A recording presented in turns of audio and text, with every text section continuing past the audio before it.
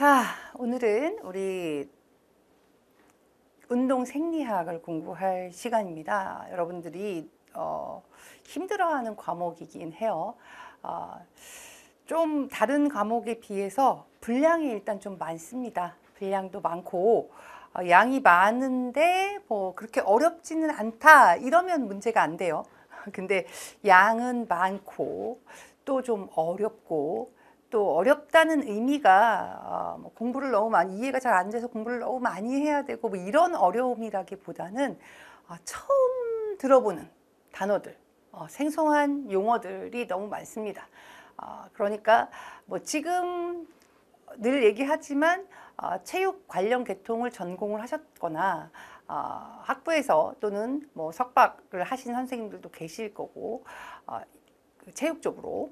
자, 그랬을 경우에는 운동역학, 운동 생리학은 반드시 하게 되어 있기 때문에 그렇게 공부를 하셨던 분들은 조금 수월할 수 있어요.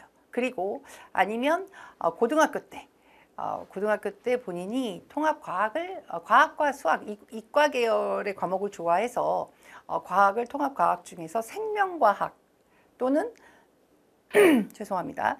화학 기초 화학이라고 할 것까지는 없고 원소기호, 분자식 뭐 이런 정도까지 우리가 기억이 아직까지 난다. 뭐 이러면 좀 수월하게 공부할 수 있습니다.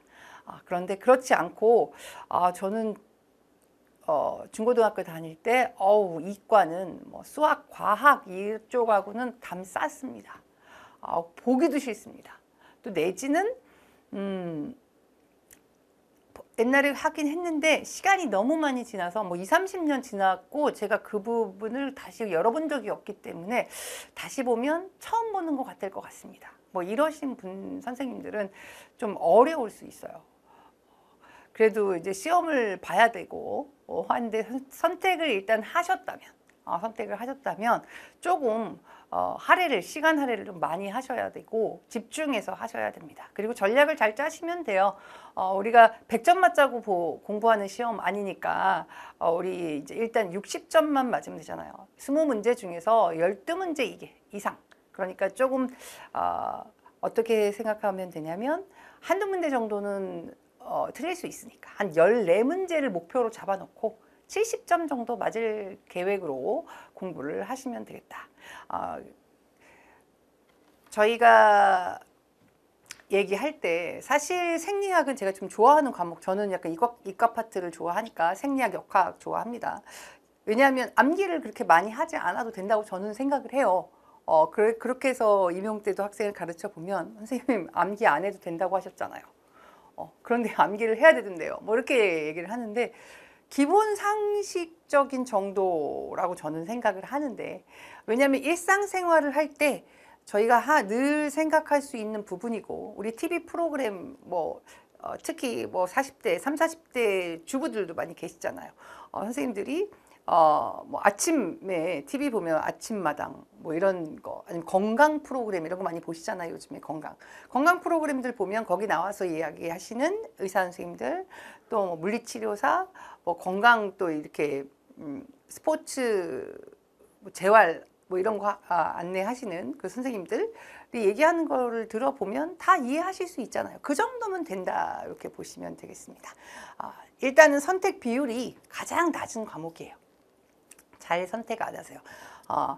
7개 과목 중에서 선택 비율이 6위. 6위? 6위는 아니다. 선택 비율은 1위에서 2위.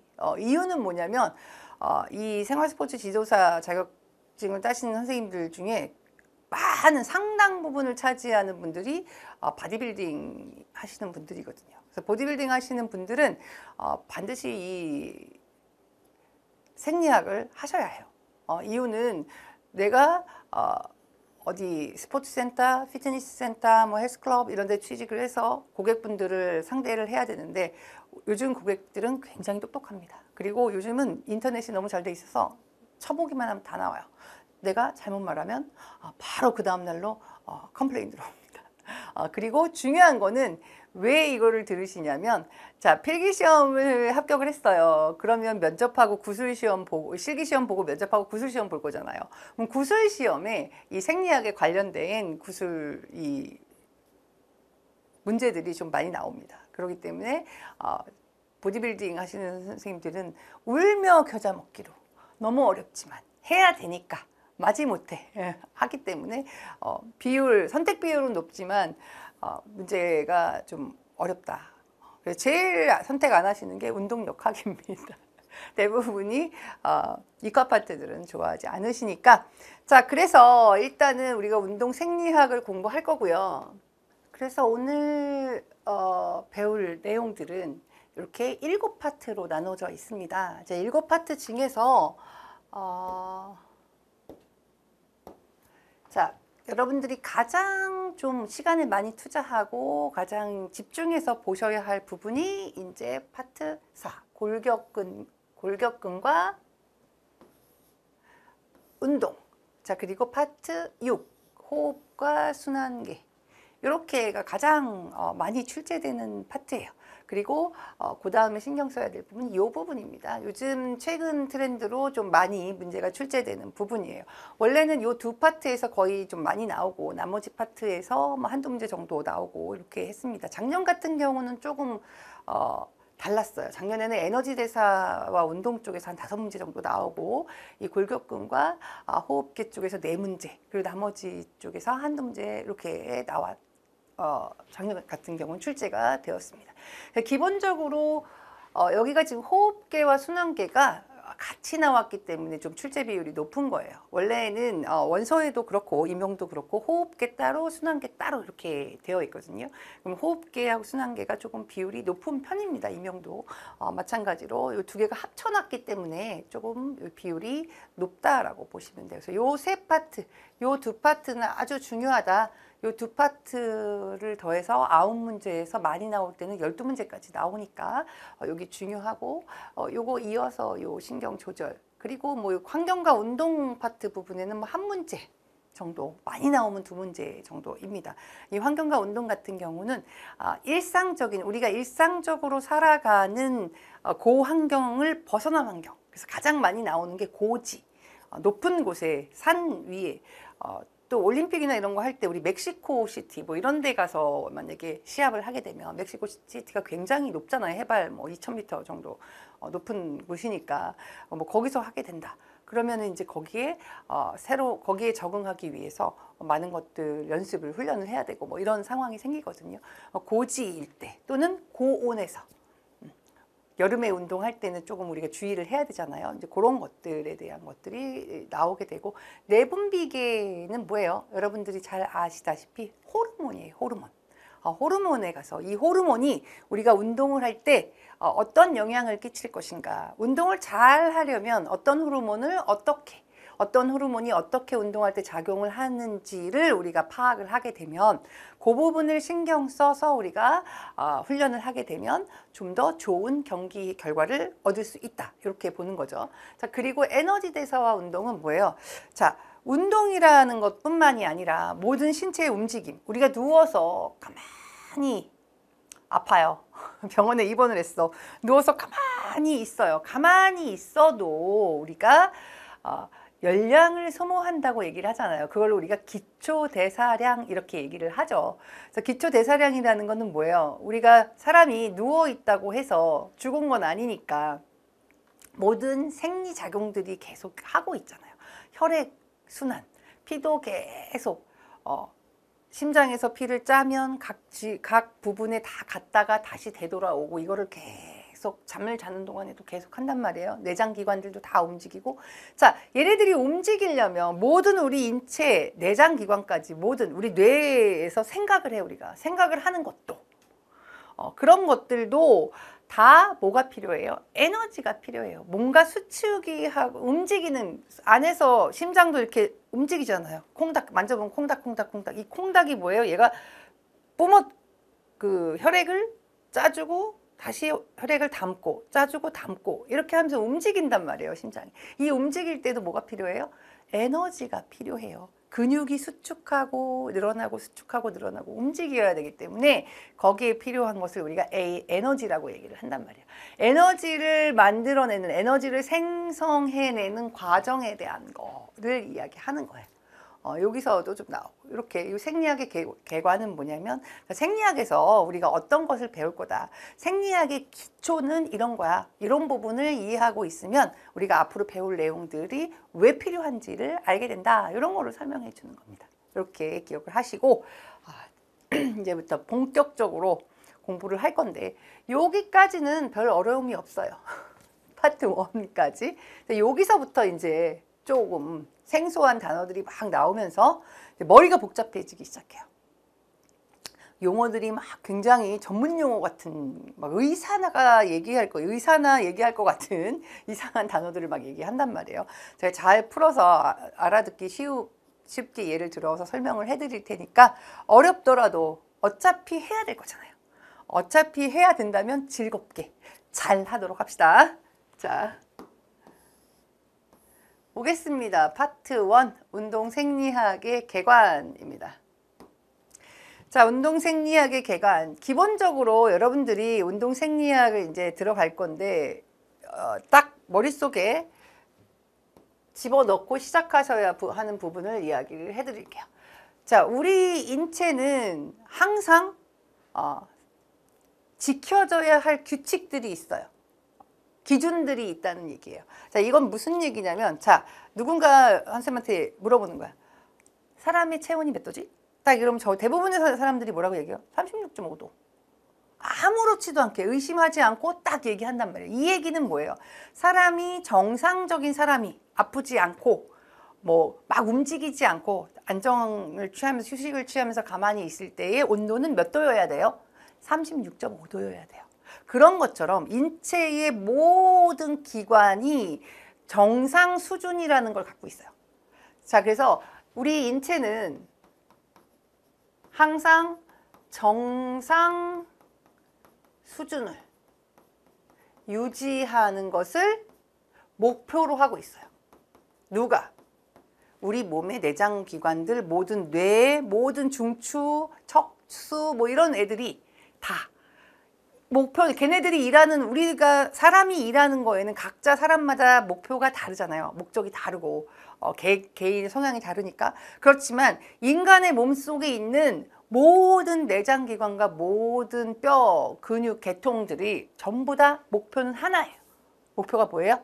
우리 주인이 건강하게 활발하게 잘 살았으면 좋겠다. 얘네들의 목표는 그거예요.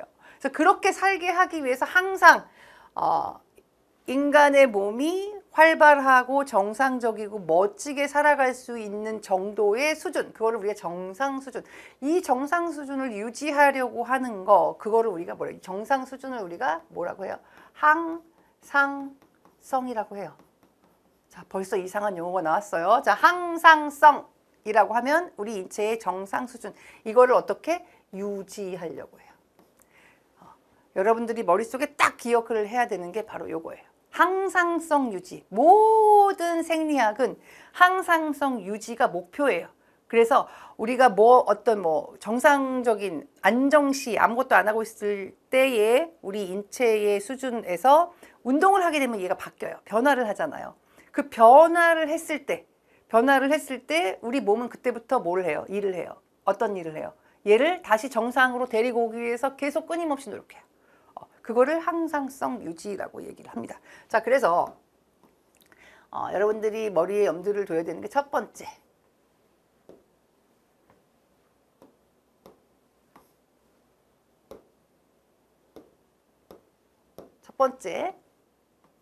자, 그러면 안정시일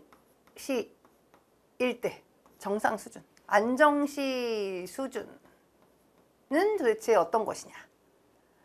그리고 얘가 우리가 중요한 건 스포츠 생리학이잖아요. 운동 생리학이잖아요. 그러면 이 안정시 수준이 운동할 때는 어떻게 변화할 것이냐.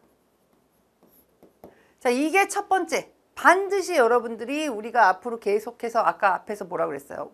에너지 대사와 운동, 신경계, 골격계, 또 내분비계, 호흡계, 순환계 각각의 계통들이 자 원래 가만히 있을 때의 정상 수준일 때와 운동 시 때 어떻게 변하느냐, 자 이 변하는 과정들에 대해서 우리가 공부를 할 거라는 얘기예요. 그래서 항상 이 책을 놓고 보실 때, 교재를 놓고 보실 때 안정시 때는 이랬구나, 그러면 내가 운동을 하면 이렇게 되는구나, 요렇게 딱 양분화시켜서 공부를 하시면 문제 푸는데 아주 도움이 많이 되십니다. 자, 그리고 두 번째. 자, 두 번째. 그 다음에 목표가 뭐예요? 여러분들이 스포츠 지도사 자격증 따려고 하는 목표가 뭐예요? 지도자를 해보고 싶으신 거잖아요. 누군가를, 내가 하고 있는 지금 이 종목에 누군가를 가르쳐 보고 싶은 거예요. 그럼 가르치려고 해요. 자, 그래서 열심히 해서 내가 뭐 중고등학생들을 만약에 가르쳐. 자, 그러면 뭘 하고 싶어요? 내가 가르치는 그 제자가 내가 만약에 배드민턴이야. 그럼 배드민턴에서 멋진 실력을 갖게 만들고 싶잖아요. 훈련시키고 싶잖아요. 그죠? 그래서 자, 그러면 트레이닝을 내가 하는 게 목적이야. 자, 트레이닝을 할 건데 트레이닝 하기 전에 그 사람의 상태를, 자, 트레이닝 한 다음에 상태로, 멋진 상태로 만들고 싶은 거예요. 그렇다면 우리가 뭘 공부해야 돼요? 자, 그러면 트레이닝을 어떻게 하면, 어떤 트레이닝을 하면 내가 원하는 이 멋진 상태의 선수로 트레이닝을 할 수 있느냐, 요게 다예요. 운동 생리학에 여러분들이 머릿속에 딱 기본 틀을 잡아주는 거예요. 안정시에 이런 모습이었어. 그러면 운동을 하면 이렇게 변하네. 그러면 내가 트레이닝을 만약에 내가 가르친 아이들을 트레이닝을 시켜서 훈련을 막, 내가 멋진 지도자가 돼서 훈련을 시켜서 그 아이들이 계속 멋진 선수로서 발전을 해 나가는 거예요. 희열을 느끼겠죠. 그런 부분들을 우리가 공부를 할 예정이라는 건데, 자, 요때 우리가 가져야 될, 그 다음 페이지에 나올 건데 바로 여기 나온 김에 바로 가도록 하겠습니다. 45페이지 운동생리학 개간에 보시면 두 번째 운동생리학의 개념이라고 나와요. 그래서 인체 정의에 보면 항상성이 나오고 반응과 적응이 나와요. 자, 그래서 자, 이런 거예요. 자, 안정시 수준에서 운동을 하니까 몸이 변하더라. 자, 내가 가만히 있었는데 뭘 해요? 운동을 해요. 또는 뭐 외부에서 무슨 자극이 나한테 왔어. 같은 의미라고 보거든요. 자, 이런 것들이 와서 내 몸이 그것에 맞게 어떻게 일시적으로 변화해. 그죠? 원래 안정시에는 뭐 심박수가 내가 원래 한 뭐 80이었어, 70이었어. 보통 일반 성인들이 뭐 75에서 80 정도 되니까 75였어. 운동을 막 하니까 얘가 130이 막 돼. 막 빨리 뛰잖아요, 운동을 하면. 그러니까 그렇게 일시적으로 변화하는 거, 그걸 우리가 뭐라고 해요? 반응이라고 해요. 반응. 안정시에서 운동시가 됐을 때 일시적으로 변화하는 거. 자, 그런데 그것을 내가 건강을 위해서 꾸준하게 한번 해보려고 생각을 해서 한 3개월에서 6개월 꾸준하게 했어요. 그랬더니 이 일시적이었던 변화가 거의 내가 운동을 트레이닝 훈련을 뭐 주 3회 뭐 하루에 1시간 뭐 매일 뭐 달리기를 했다, 조깅을 했다, 이런 거를 꾸준히 그 운동을, 그 훈련을 멈추지 않는 이상 거의 반영구적으로 우리 인체가 거기에 맞게 또 변해요. 그걸 뭐라고 해요? 적응이라고 해요. 적응. 자, 반응과 적응에 대해서 우리가 공부를 할 거예요. 자, 그런데 여기서 일시적으로 변화했을 때는 빨리 나의 원래 상태, 안정시의 상태로 돌아가고자 노력을 한다고 했잖아요, 우리 몸이. 그거를 우리가 뭐라고 한다? 항상성이라고 한다. 그런데 내가 만약에 훈련, 트레이닝을 거쳐서 적응 상태가 되게 되면 나의 몸의 수준이 어떻게 바뀌게 되겠죠. 정상 수준 자체가 바뀐단 말이에요.